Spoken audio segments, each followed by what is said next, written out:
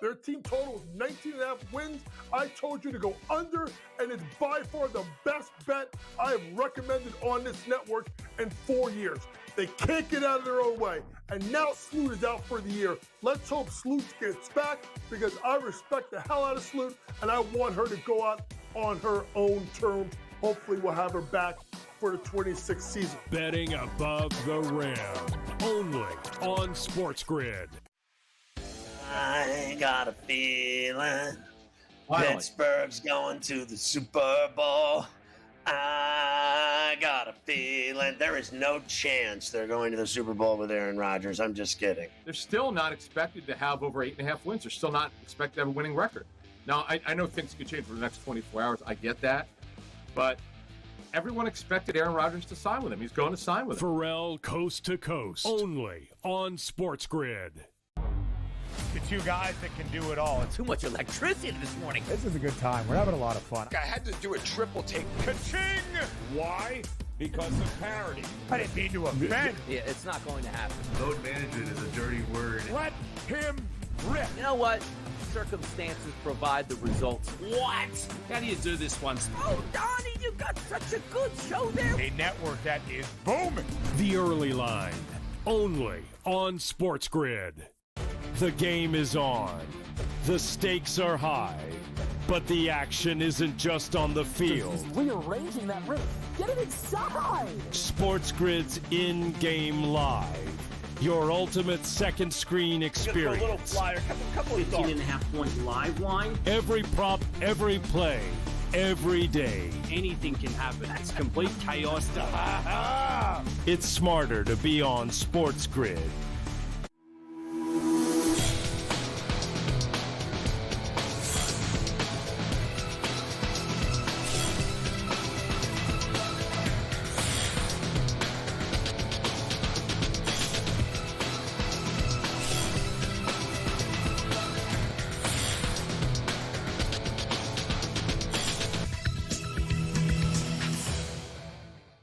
Good morning. Welcome to NewsWire here on SportsGrid. We wrap up the week with a recap of Game 6 of the NBA Finals, and wouldn't you know it, we're headed toward a Game 7. We'll have a full discussion on that coming up a little bit later in the show. Also, Brady Kannon weighs in on the latest golf tournament going on the PGA Tour. Also, we'll check in with Aram Leighton on Major League Baseball's trade deadline. Also, some potential trades that have happened maybe I think in the future. We'll get to that as well. Also, the latest on everything happening in, of course, the Major League Baseball schedule, recaps from last night, and we'll also get into a whole lot more on this edition of the show with Sam McQuillan from Legal Sports Report. So let's get started. And, of course, the big surprise last night, another win and another cover for the Indiana Pacers. They have been the best bet in the NBA Finals. Make no mistake about it. They force a Game 7 after a very convincing win in Indianapolis last night. Tyrese Halliburton did play, did contribute, as now they got to wait a couple of days before they go to a decisive Game 7. Most had the Thunder winning this in 4 and 5, even in 6. But it looks like it's going to take Game 7 to get it done. Rick Carlisle, head coach of the Pacers, very pragmatic about just simply playing better in Game 6. We played better. You know, we were in where we should be most of the time. Well, a lot more than we were in Game 5.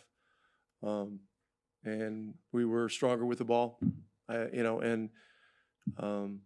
had some that weren't great ones, but when we made a mistake, we bounced back well, and that's what you got to do this kind of time of year. I mean, I just look at it as, I want to be out there to compete with my brothers. You know, these are guys that I'm willing to go to war with. And we've had such a special year, and we have a special bond as a group. And, I think I'd beat myself up if I didn't give it a chance, I just wanted to be out there and fight, and just had to have an honest conversation with coach that, if I didn't look like myself and, was hurting the team, like, sit me down. Like, that's obviously I want to be on the floor, but I want to win, more than anything. So I just had to have an honest conversation with coach. But yeah, I want to be on the floor. And if I have the ability to, if I can, like I said, if I can walk, then I want to be out there. So, I just want to be out there with my brothers to compete. And those guys have my back, and I feel like I have theirs at the same time. So that was important for me. The last thing the Thunder wanted to do was go back home for Game 7 to have to win the NBA championship. But here we are. By the way, seems like they're pretty unhappy if you watched the postgame last night. Here's Shai Gilgeous-Alexander, who did not mince words. The way I see it is we suck tonight. We have to learn the lessons. And we have one game for everything we've worked for. And so do they. And the better team Sunday will win. Second row, Michael. Shai, Michael Grange from Sportsnet in Toronto. You've been under pressure this whole series from them defensively. Tonight, they were able to get into the ball with more success, I guess, than they've had. Did they do anything different? The turnover numbers for you were unusually high. Any explanation? Yeah, I don't even know. They just turned us over a bunch. They didn't pressure full court like they have been, which led to more turnovers. I didn't expect that, but whatever it is, they did it right. And if we want to win on Sunday, we got to take care of the ball. Yeah, I think that's the word from our standpoint. First of all, credit Indiana. I thought they obviously earned the win. They outplayed us for most of the 48 minutes, and that's the story of the game. They went out there and attacked the game. From our standpoint, it was uncharacteristic. It was disappointing, but it was collective. It wasn't one guy. We were not where we needed to be on either end of the floor for much of the game, and we have to be a lot better, before Game 7. Padres beat the Dodgers yesterday in Major League Baseball, and that wasn't even the biggest story of the game. These two teams continue to not like each other. No surprise here. Xander Bogaerts ended up having 4 hits as the Padres beat the Dodgers by a final of 5-3. Robert Suarez, the reliever of the Padres, hit Shohei Ohtani with a pitch, and then all of a sudden, Fernando Tatis Jr. was hitting a pitch. You can see him on the ground there. Dave Roberts has a much better explanation as to what went down than me. The way I see it, the way I saw it was Jack Little was making his Major League debut, and he's trying to get through the outing, and we're trying to get him to finish the game. And obviously the arm side miss to Iglesias, walks in a run, and then he hits Tatis with an arm side fastball. Obviously, I think anyone knows there was no intent. And I think even, Mike speaking the other day, talking about intent versus no intent.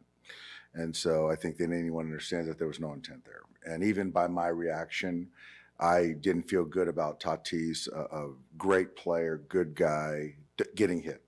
I didn't feel good about it. And so as he comes out and he's yelling at me and staring me down, that bothers me. Because, to be quite frank, that's the last thing I wanted. I'm taking starters out of the game and, trying to, get this game over and get this kid a couple innings. And so that's why I felt, I took that personal, because I understand the game and know that I understand it doesn't feel good to get hit, but understand, again, intent versus clearly no intent. Meanwhile, the Dodgers this weekend will see basically 2 players who I think are destined for the Hall of Fame. Is that fair to say? Clayton Kershaw, that's a guarantee. He'll pitch on Friday against the Nationals, who finally won yesterday. We'll get to that in a second. Dustin May Saturday. And then Shohei Ohtani pitches Sunday against Washington. Meanwhile, Matt Olson, Spencer Strider, the Braves seem to be bouncing back a bit. They beat the Mets 7-1. And the Mets all of a sudden are struggling, just like the Yankees did. Final score, as I said, 7-1. 6 straight losses in a row. Here's Carlos Mendoza on that. Obviously, every team goes through slumps over the course of the season. Over these 6 games, is there one theme in particular that you've seen as kind of a through line to why you guys are struggling? Yeah, I think they're starting pitching right now. They've been so good the whole year, pretty much carry us all the way through this point. And, you lose a couple of guys that were consistently throwing the ball well. And then, some of the other guys, a couple of bad outings, it happens. We're going through a rough stretch right now. 6 games, obviously, but starts right there on the mound. Right now on the mound is where Charlie Morton is back feeling comfortable. He goes 6 innings, giving up just 1 run. Remember when he was pulled from the rotation? They beat Tampa Bay 4-1. The Yankees finally win as well. Their 6-game losing streak is over. A 7-3 win over the Angels. Aaron Boone thrilled with a win. I don't know, a little more patience. Obviously, you got to be patient with Anderson, who's going to, kind of try and destroy your timing and mess with you. I thought we were a little better in that regard last night too. So carrying that in, still didn't completely break through, and had a chance to really have a big day. But to hit a couple balls out of the ballpark, pressure them a little bit more. More guys up and down, being in on the act. It was good. Right now, the Sacramento A's, that's what we're calling them, right? They're loving what they see from Nick Kurtz. He had his second walk-off home run of the week. The A's beat the Astros, final score 6-4. Also, he's not going to win MVP of the National League, but James Wood is having some season. A walk-off, and he got 20 on the season, 4-3, and he solely breaks the Nats losing streak. They had lost 11 games in a row. They finally win, and also Logan, 7 innings. Giants beat the Guardians by a final score of 2-1. Coming up next, Aram Leighton of Just Baseball joins us. We'll talk about the trade that happened earlier in the week and look toward the future in some prospect discussion. NewsWire on SportsGrid on this Friday. We'll be right back.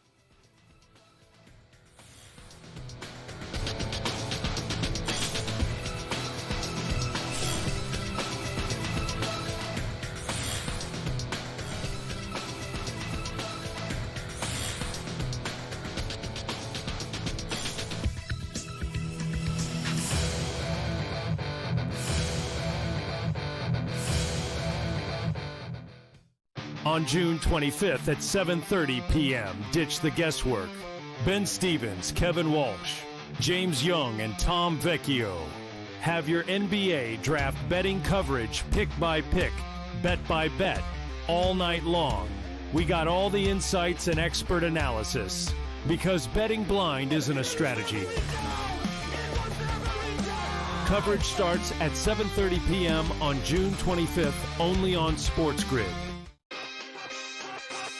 Plenty of takeaways from Yankees-Dodgers where LA sent a message on Saturday, and the only way the Yankees could salvage it was somehow beating Yamamoto, and they did. You're staring a sweep in the face, and after losing the World Series, knowing what the opponent is, you know what the narrative would have been on Sunday Night Monday. Oh, Yankees get swept by the Dodgers. Game time decisions, only on SportsGrid.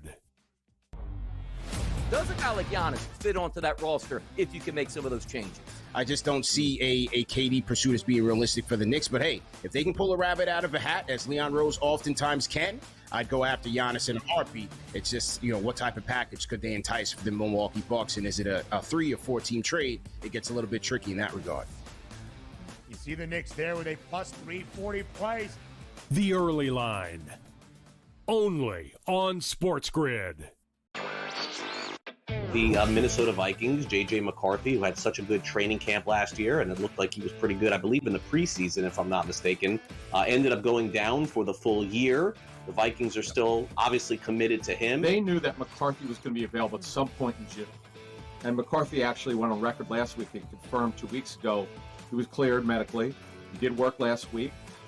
And he's going to be their starter. NewsWire, only on SportsGrid.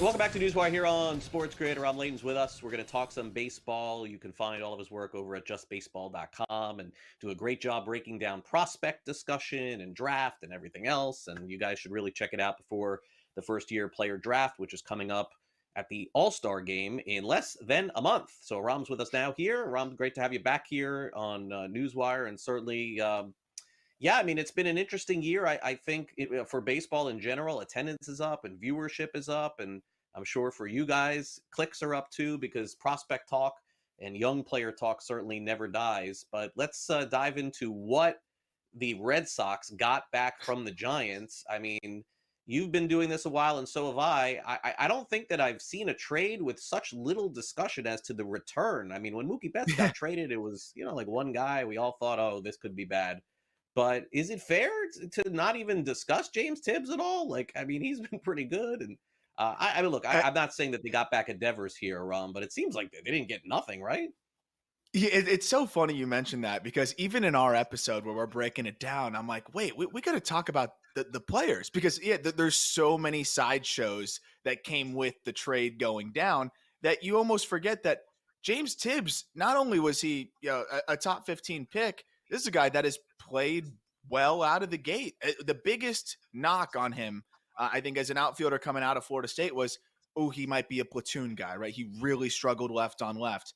This year, he has an OPS of nearly 1,000 against left-handed pitching. So to rectify that issue, it's an OPS in the mid-800s this year. The exit velocities are plus. He looks pretty good in the outfield. He looks like a borderline top 100 prospect. I think people just don't want to hear it, especially on the Boston side, because that's just not enough for them to tolerate losing their best hitter. But I do think it's important to note that, they're getting some good pieces back here. And James Tibbs is a guy that I would assume the Red Sox scouted pretty hard, would have probably been thrilled to draft had Braden Montgomery not fallen into their lap. And I think this is another good outfield piece to add to a really strong farm system.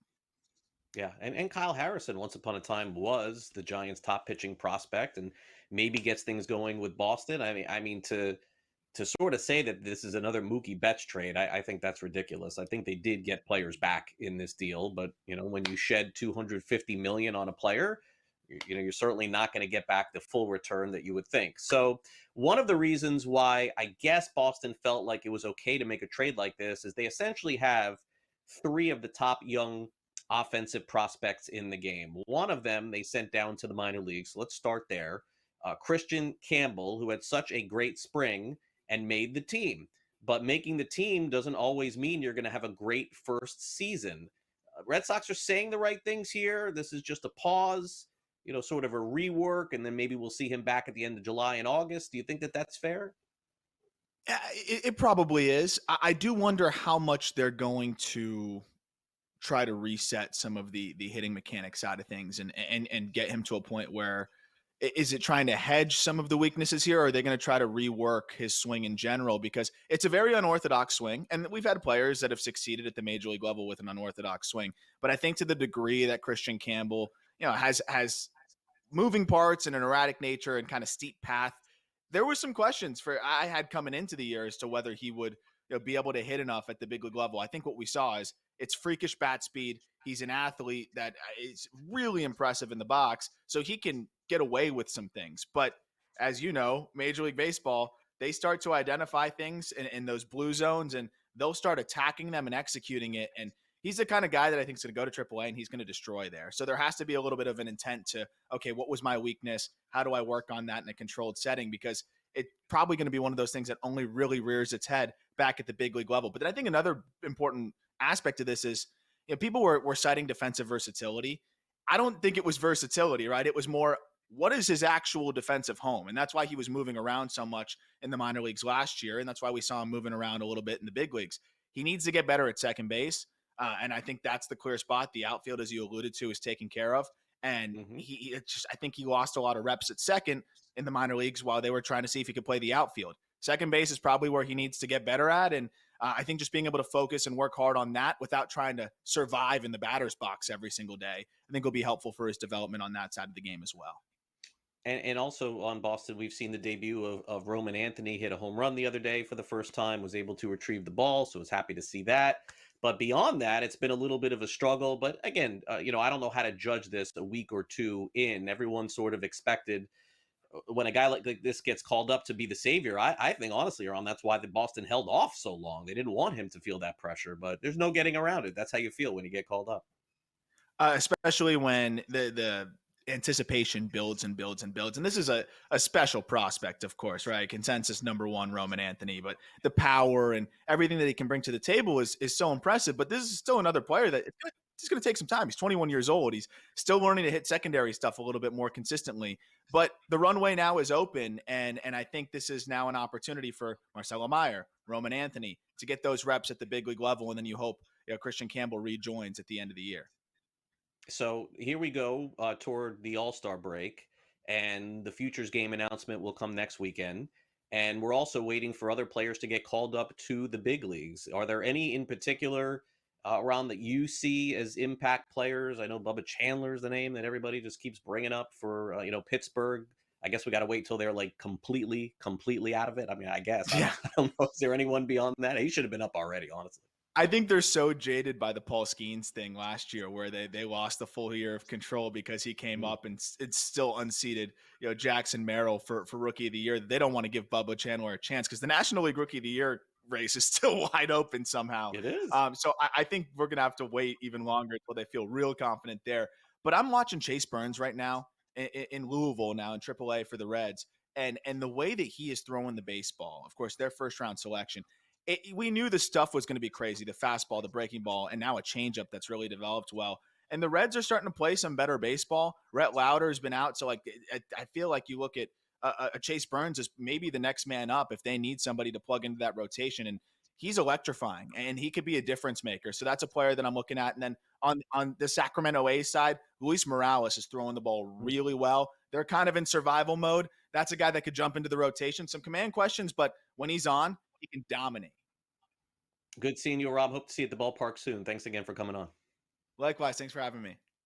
All right. We'll take a quick break. Joined next by Brady Kannon with an update on the PGA Tour. Don't go away.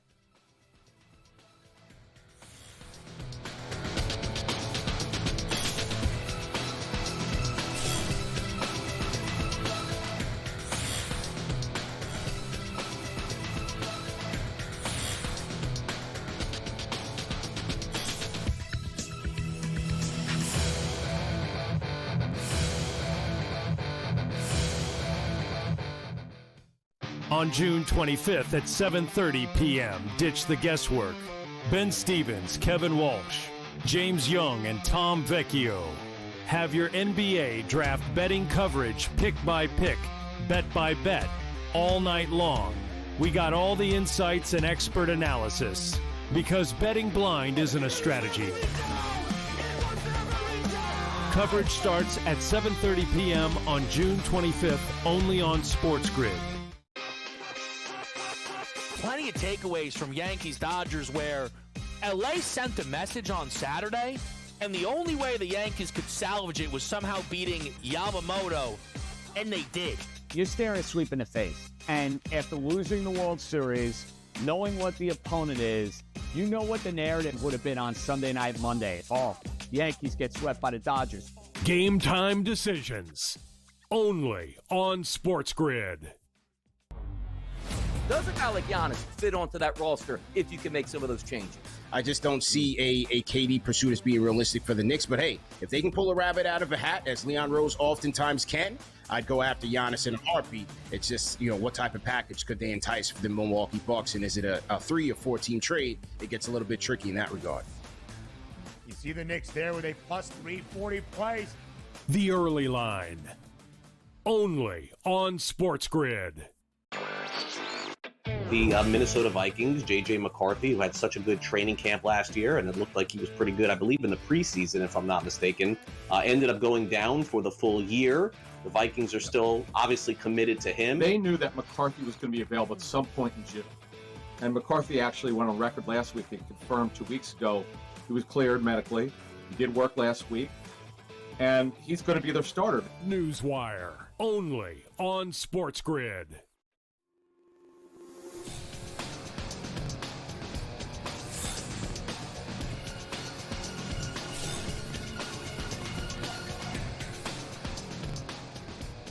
Welcome back to NewsWire here on SportsGrid. We got Brady Kannon in the house for the latest on the PGA Tour.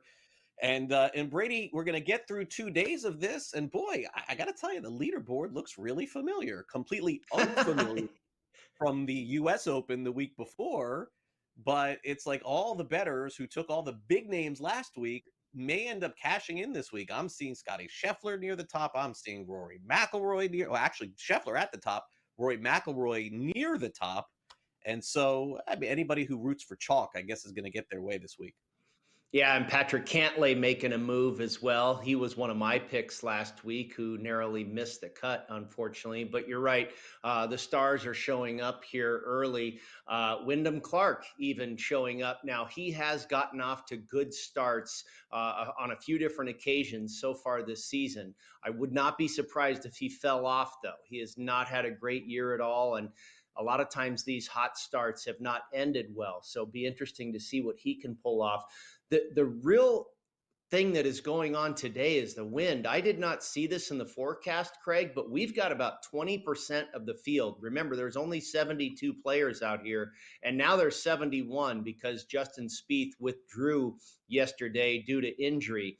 And we've got over 20% of the field right now that is over par. There's some pretty serious wind in the Cromwell, Connecticut area. We're seeing steady, 15 to 18 miles an hour. And I'm seeing in the forecast gusts are possible all the way up to 40 miles an hour. Siwoo Kim is really struggling. He's 5 over. Gary Woodland is 5 over. So, I mentioned yesterday on Game Time Decisions with Kevin at minus 140, I didn't think Scotty, believe it or not, was a bad bet at this point because he's such a good front runner. But with this wind, I'd probably wait this out, and because things could go any direction at this point with this weather that I didn't know about coming into today. Yeah, big names at the top. Let's go to the reverse side. Those are the players who are doing well. Let's talk about one who is not.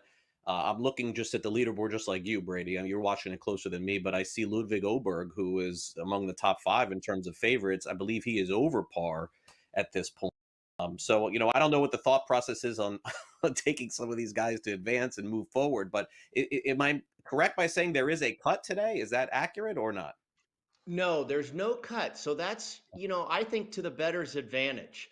We can kind of let this day play out and see what happens because this weather is pretty gnarly with these winds, I think steady around 18 miles an hour, and you're going to get some gusts. I mean, guys are already struggling. Scotty talked about it yesterday that, there could be, it's not as easy as it looks. That's, I guess, a pretty stock Scotty Scheffler line.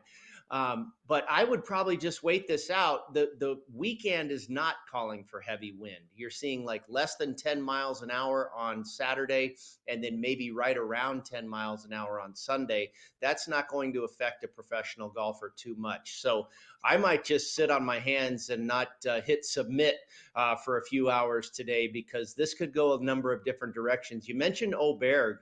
He missed the cut at the U.S. Open. Won back at the Genesis Invitational in February when they held it at Torrey Pines, and that's a huge win for him on a big-time golf course. But he really has not threatened ever since. His iron play has been down, and I'm really waiting for him to rebound because I love the kid, but he's in a little bit of a slump right now. Yeah, there's no doubt about that. All right, a couple of minutes to go. Brady's podcast is getting ready to launch again ahead of the upcoming NFL season. I know the contests are taking in a ton of money, Brady, and here we go. We are essentially a little bit over a month away from the first NFL preseason game and a little bit more than that to get to the college football season. How are you feeling as we are closing in on what I think for us is probably the most exciting time of the year?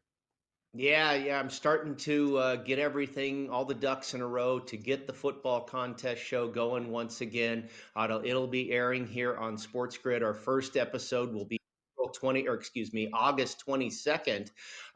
We will be doing that from Radio Row at Circa Sports in Las Vegas. They have a whole kickoff weekend for contest signups and preseason football, and that'll be about 3 weeks after Bet Bash. So they're gearing up as well, and we'll do that first show on August 22nd from there, and then that'll be the first of 21 episodes throughout the season. Derek Stevens at Circa introduced the Grandissimo this year, the Survivor contest with a $100,000 entry fee. And over at the Westgate, they've got a $5,000 Survivor and a college football contest as well. So contest going crazy here in Las Vegas. Great to catch up, Brady, with you. Have a great weekend. I'll see you next week. You too, my friend. Thank you. All right, Brady Kannon joining us with the latest on the PGA Tour British Open. A little bit over, I believe, a month away. We're going to have Sam McQuillan up next. Don't go away.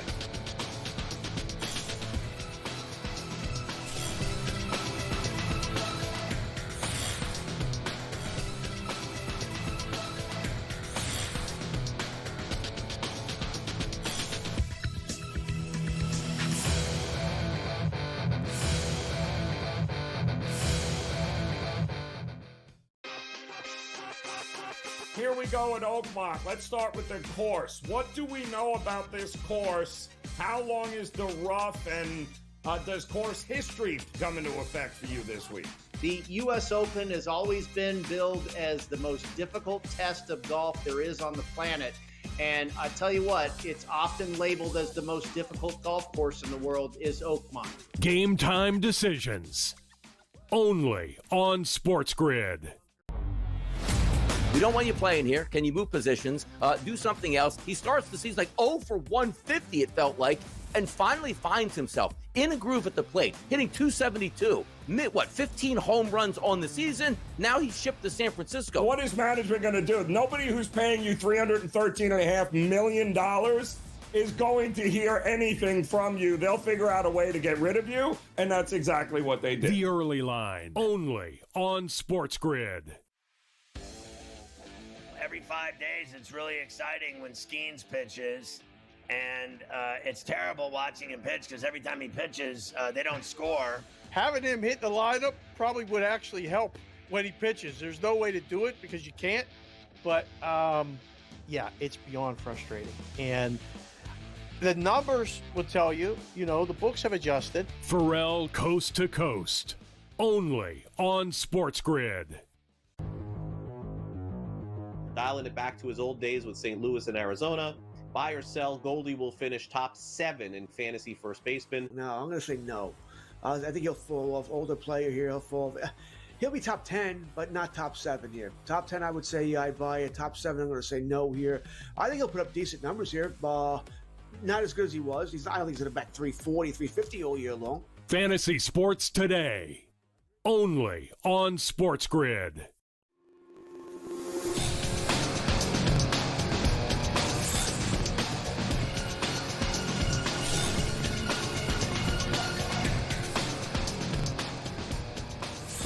Great to have Sam McQuillan in from LegalSportsReport.com as we wrap up the week, getting to some of the hot topics around sports betting. As Sam joins us now here on the show. Sam, great to have you back here on the program. All right, it's a pivotal year for one of the sports betting operators, otherwise known as ESPN Bet, trying to really become, if they can, I guess, the third most popular sports betting company in the country behind FanDuel and DraftKings. That progress is honestly, Sam, from what I see, a little bit stalled. Some new board members coming in. Are these things that I'm discussing with you correlated at all to try and improve, or is just common business practice? Yeah, it's a great question, Craig. The short answer is they're all correlated, but not necessarily into helping Penn make ESPN Bet a real player in this space. They've tried for years to become this number 3 sportsbook, previously with Barstool Sports and now with ESPN Bet. And in the backdrop of all of that, there's been some real pushes to make changes at the top. There's a big group of investors calling for not only the resignation of Penn's CEO, but they really want to overhaul the company's strategy and kind of say, maybe online sports betting isn't for us. Maybe we should just focus on our retail properties, our casinos. So there was another development this week. There's this ongoing shareholder battle with this investor called HG Vora, which wanted to nominate 3 new board members to Penn's board to essentially shake up the leadership amid this ongoing proxy fight. Penn came in and ended up only getting 2 of those 3 through, and now HG Vora is coming back trying to sue Penn, saying that they're basically not listening to shareholders, and this is a move to try to retain power.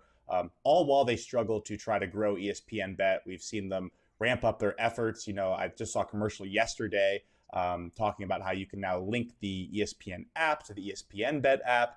And we're only going to see more of those efforts to the public as we approach football season. This is the time they're really going to try to ramp it up and kind of their final push to make good on this. If they don't, you have this backdrop of the proxy battle going on with the shareholders, this big legal fight that they probably don't want to have to deal with.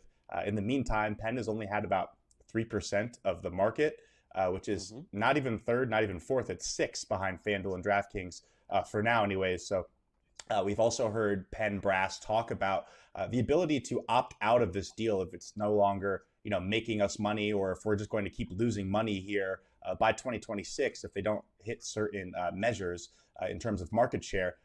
Penn and ESPN can both walk away, which I think would be really interesting to kind of see. It took ESPN a very long time to get in the space. I know they kind of waited for the highest bidder, and Penn threw a lot of money at them. Part of that was giving Barstool back to its founder for just $1. What happens if all of a sudden they get out of sports betting? What happens to the ESPN Bet brand? There's a lot of details we don't know about there. And then what's next for Penn? What happens to this company? It's been one of those that has kind of hung on while we've seen many others in this space give up. So it will be really interesting to see what all happens there. In the meantime, they're going to try to push to grow ESPN Bet as much as they can ahead of football season. But yeah, this investor pressure sure is boiling over right now. Let's get to Illinois, where the battle rages on. The state wants more money from sports betting. The operators say, if you take more money, we're going to take more money back. Boy, it seems like this is a battle that's, Sam, not going to end well. And I got to say, other states have to be watching how it does.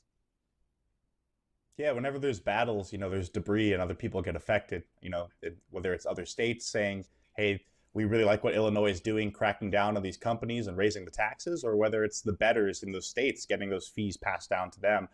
My colleague at Legal Sports Report, Eric Ramsey, did a really good deep dive this week about where exactly this new tax hike in Illinois comes from. It's targeted really only against FanDuel and DraftKings because it's this 20 cents per bet tax or 50 cents per bet tax that only starts after you take 20 million bets. So the only operators who have taken over 20 million bets a year are both FanDuel and DraftKings. There's certainly a number of other sports books in Illinois, but they don't come close to that number. Last year, both those companies paid $286 million in taxes. Under this new change, they would pay about $424 million, which is almost half of the taxes that Illinois gets from sports betting. So this, of course, came after they'd already raised the rate last year from the flat 15% tax to this tiered rate where the maximum is 40%, which again, only FanDuel and DraftKings get hit with. So there seems to be a lot of targeting in this new tax law. We've seen states like Ohio talk about just raising the tax overall, but really only FanDuel and DraftKings are getting hit here, which is why it's no surprise to see them being the only companies that announce that they're going to pass this fee down. It really all comes back to 2015 when both these companies were getting started as daily fantasy sports companies.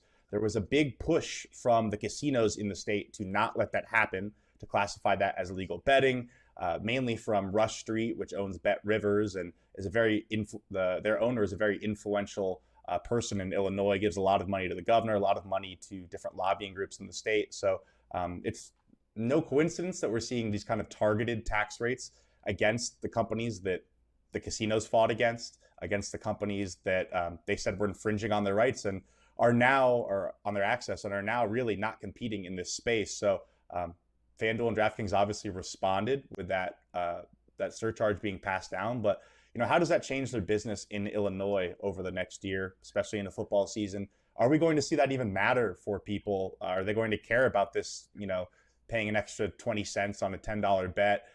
Is this going to accomplish what the legislature wants, whether that's, raising new taxes, but also kind of making the market more of an even playing field for everyone else? And then, of course, there's legal questions there, whether they can even do this. So it's beyond just kind of raising revenue. It seems to really just be targeted at these main companies. And given the fact that they have all the power in most of the country, it'll be really interesting to see, how they react, how they change things across the country. Finally, Sam, sweepstakes, another hot topic for this year. This, very popular in a lot of states where you can't bet on sports, but you can kind of do these casino type games. A ban going on, of course, in different states. Some states it is allowed. And again, taxation is everything here, Sam. It's like when companies are able to run things without being taxed, the battle presses on for this as well, doesn't it?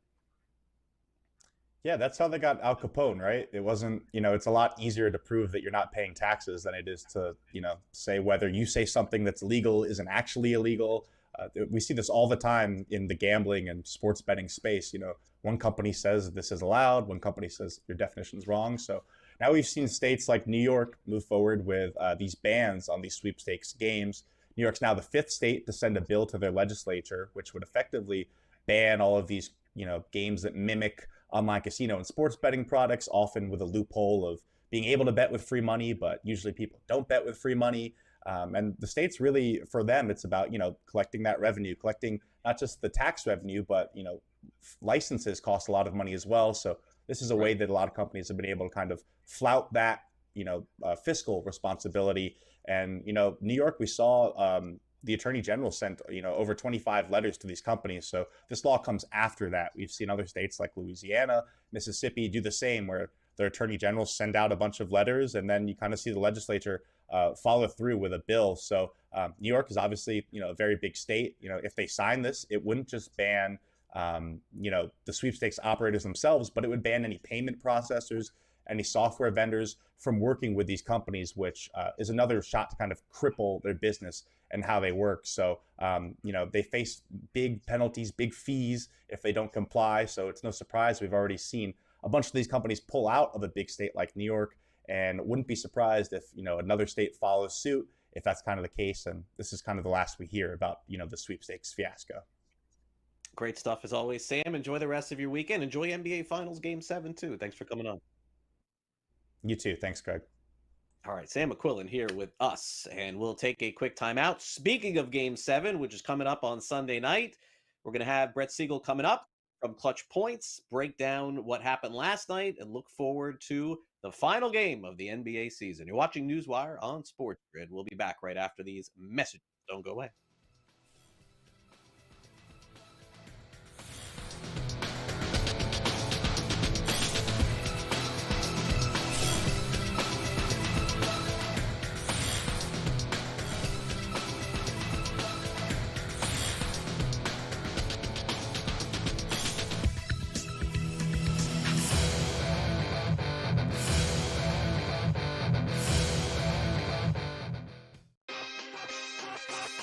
Here we go at Oakmont. Let's start with the course. What do we know about this course? How long is the rough, and does course history come into effect for you this week? The U.S. Open has always been billed as the most difficult test of golf there is on the planet. And I tell you what, it's often labeled as the most difficult golf course in the world is Oakmont. Game time decisions. Only on SportsGrid. We don't want you playing here. Can you move positions? Do something else. He starts the season like 0 for 150, it felt like, and finally finds himself in a groove at the plate, hitting 272. 15 home runs on the season? Now he's shipped to San Francisco. What is management going to do? Nobody who's paying you $313.5 million is going to hear anything from you. They'll figure out a way to get rid of you, and that's exactly what they did. The early line, only on SportsGrid. Every 5 days, it's really exciting when Skeens pitches, and it's terrible watching him pitch because every time he pitches, they don't score. Having him hit the lineup probably would actually help when he pitches. There's no way to do it because you can't, but yeah, it's beyond frustrating. And the numbers will tell you, the books have adjusted. Pharrell coast to coast, only on SportsGrid. Dialing it back to his old days with St. Louis and Arizona. Buy or sell, Goldie will finish top 7 in fantasy first baseman. No, I'm going to say no. I think he'll fall off. Older player here, he'll be top 10, but not top 7 here. Top 10, I would say I'd buy it. Top 7, I'm going to say no here. I think he'll put up decent numbers here. Not as good as he was. I don't think he's going to bat 340, 350 all year long. Fantasy sports today, only on SportsGrid.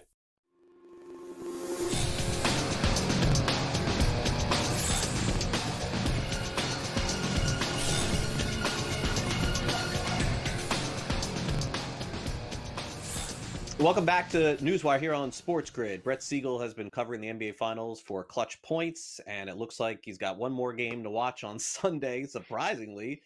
Brett, I mean, you could have made a lot of money on pretty much taking the Pacers on virtually every winning prop. I mean, they've won games, they've covered games, they're going to a Game 7. I mean, the odds were just, as of yesterday before tip, still insane for them to win the NBA Finals. And one game, anything can happen.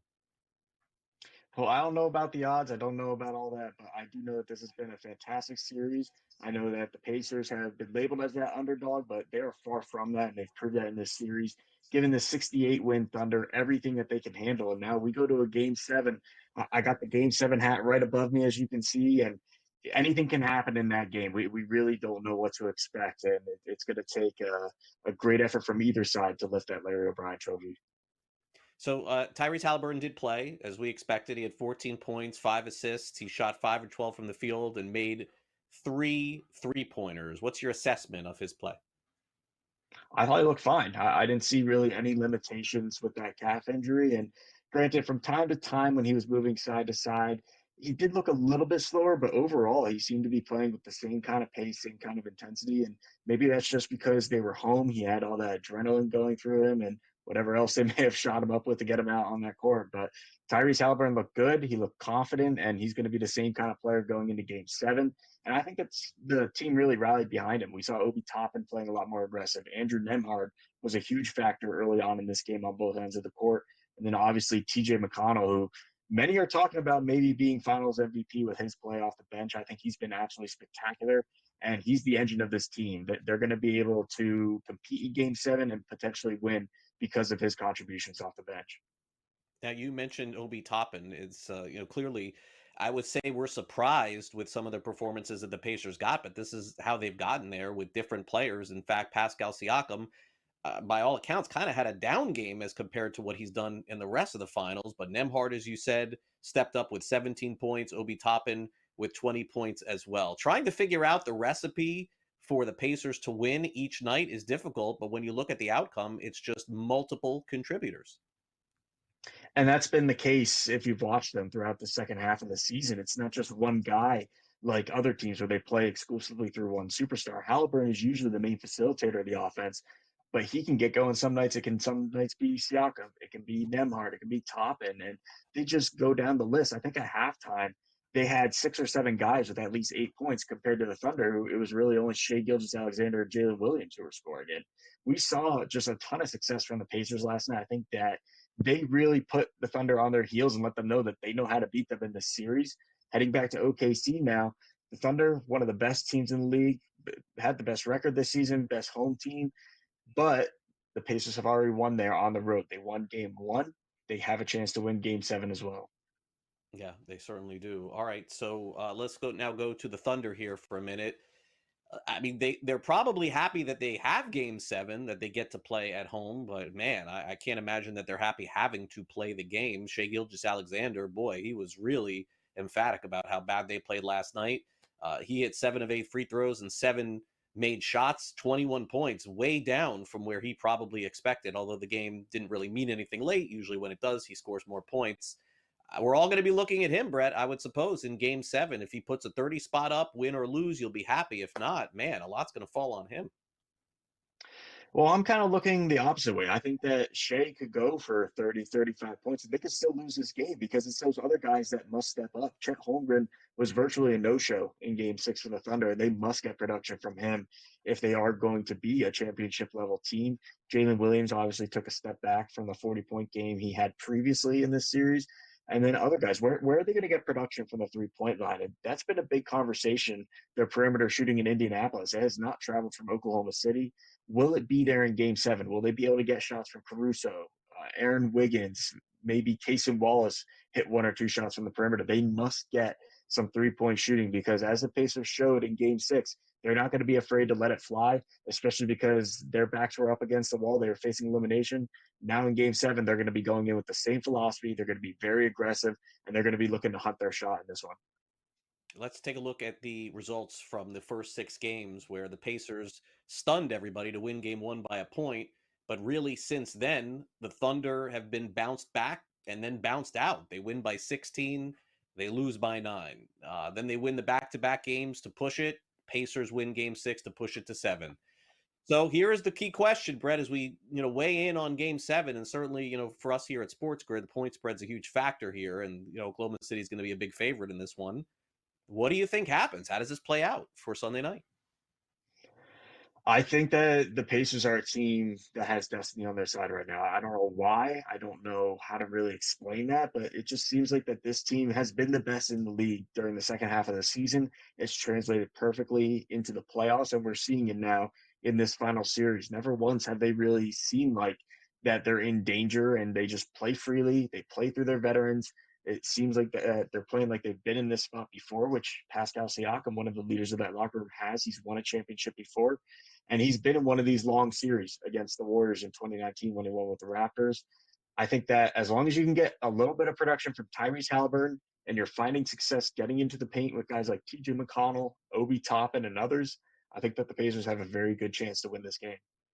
Wow, should be fun, Brett. Thanks again for coming on the show. Enjoy Game 7 of the finals, and we'll catch Clutch Points coverage for all of the upcoming NBA draft. What do we get, a week until the draft now? Yeah, everything's back to back. I mean, we got the Kevin Durant sweepstakes right now that are heating up. We just dropped a story on that at Clutch Points. So there's just one thing after another. And then all of a sudden, we'll be in Las Vegas for Summer League. Yeah, that's what happens. Brett, thanks for coming on. Absolutely. Thanks. All right, coming up next, we wrap it all up with some last licks, a quick programming reminder for next week. A very rare, and by rare, I think that honestly, first time ever since I've been here at SportsGrid, or even before that at FNTSY, I am off next week. I have never said that in 5-6 years here, maybe even longer than that. There has never been a full week that I've ever taken off here at SportsGrid. But my son is playing in a tournament in Cooperstown, New York next week. And so Adam Kaufman and our whole gang will fill in for me while I am there. And then I'll be back the following week here on NewsWire. But coming up next, we'll wrap up this week of shows with some discussion on how many people are actually watching SportsGrid. You may be surprised. It could be you out there. So go away.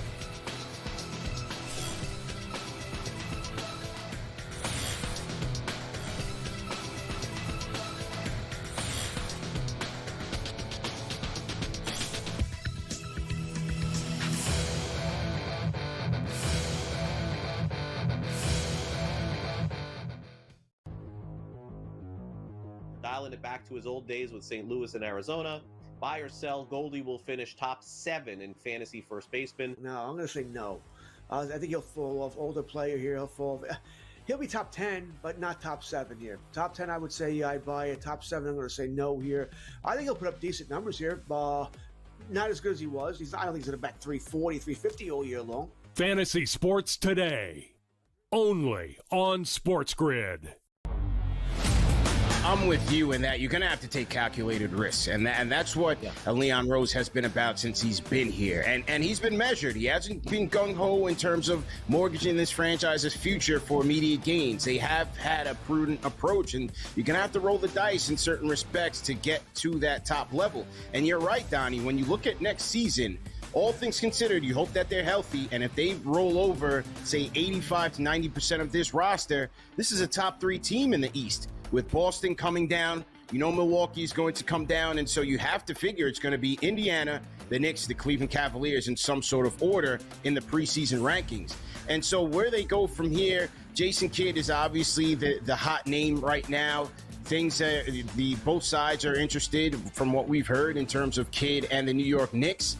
Is he that championship caliber coach to take the Knicks there? The Early Line, only on SportsGrid.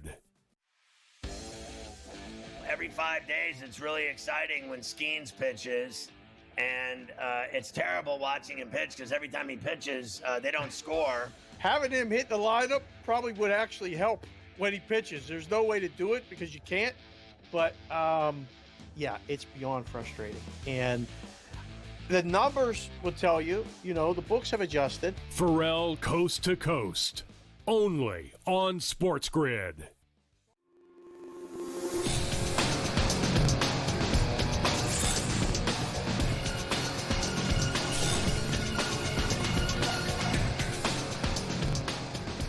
Welcome back to NewsWire here on SportsGrid. We got full coverage of Sunday's NBA Finals game. Scott Farrell, coast to coast, 3 o'clock Eastern today. He's got the first bit of coverage, and then we'll have it during the weekend as well. As we wrap up our Friday edition of the show, the party rolls on for the champion Florida Panthers. Boy, these hockey guys know how to party. Not so much of a party for a couple of athletes, one current, one former, one of the Pirates, one former running back for the Minnesota Vikings. Let's get to it all as we wrap up this Friday with some last licks.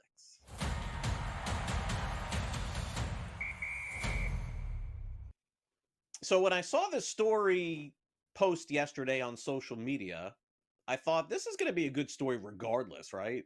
For our end of the show here. So Adrian Peterson, let's call it what it is. It's been, great football player, checkered stuff, business things off the field for years. It's kind of been like that. I kind of feel bad for the guy a little bit. It seems like he's always has these little blips.